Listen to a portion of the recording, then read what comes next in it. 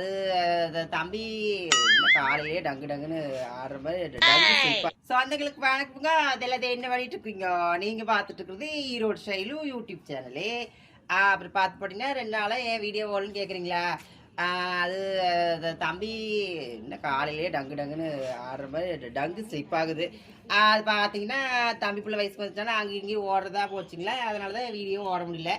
அப்புறம் எல்லாத்தையும் என்ன பண்ணிட்டு இருக்கிறீங்க அப்படிங்களா? சோறு தண்ணியெலாம் ஆக்கி போட்டிங்களா என்னன்னு தெரியல. பிள்ளைங்களெலாம் பார்த்து பத்திரமா அமுச்சு விடுங்க ஸ்கூல் பக்கம்லாம். ஏன்னா மழை அங்கங்கே மழை பெஞ்சிட்டே இருக்குது. பார்த்து பத்திரமா கொண்டு விட்டு போட்டுப்பாங்க. அப்புறம் தீபாவளிக்கு எல்லாம் வெளியில் போவீங்க வருவீங்க. அதுவும் பத்திரமா போயிட்டு வாங்க. கூட்டினர்ஸ் எல்லாம் போய் சிக்காதீங்க.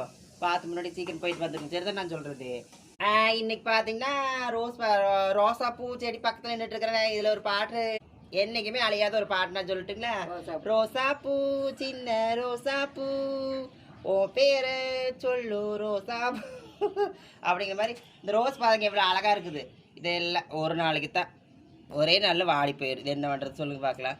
அதுபோல் தான் நம்ம வாழ்க்கையும். நம்ம வந்து எந்த ஒரு சண்டை சச்சரவு போட்டுக்காம சந்தோஷமாக வாழ்ந்துட்டு போய்க்கணும். 4 நாளைக்கு வாழ்ந்தாலும் நிம்மதியாக வாழ்ந்துட்டு போய்க்கணும். 4 பேர் எதுவும் சொல்கிற மாதிரி நடந்துக்கூடாது. சரி தான் நான் சொல்கிறது.